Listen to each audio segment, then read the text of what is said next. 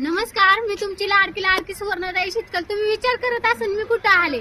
Late पण थेट मी आले चहा आणि मिसळ आणि वडापाव खाण्यासाठी. चला तुम्हाला दाखवते.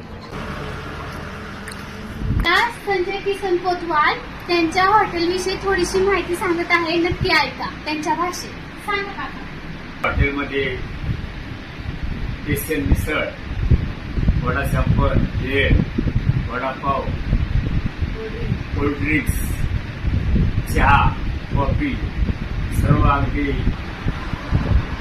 चांगल्या क्वालिटीचे रुचकर आणि रिफाईंड तेलामध्ये तळलेले मिळतात.